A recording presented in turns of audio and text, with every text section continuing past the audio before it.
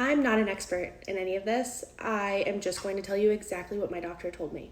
When I got the negative result for my 1-hour glucose test and I met with my midwife, I looked at her and I said, "So I have gestational diabetes?" And she looked at me and said, "No, you don't. You just failed the first test." Because a lot of people fail the first test. It could have to do with something you ate the night before. It could have to do with a lot of things. The way that we determine gestational diabetes is once you fail the 1-hour test, you take the 3-hour test, where you drink double the dose of glucola, and then they take your blood every hour. It's fasted.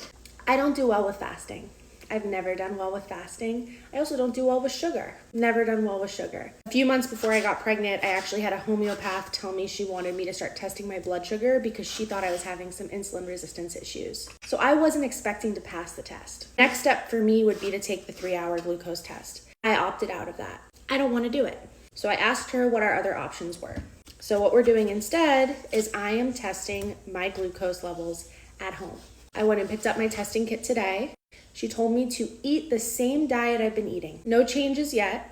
And I'm testing fasted in the morning, first thing when I wake up, and keeping a log of everything I ate that day, and then measuring my glucose after every meal. And this is going to give me an idea of what foods my body isn't processing properly, what foods are causing the spike. I could do this for 2 weeks and all my numbers could be normal.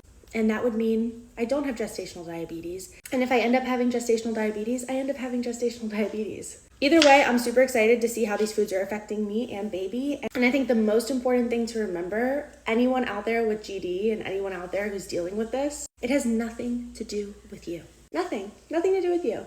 You're pregnant and you have a placenta.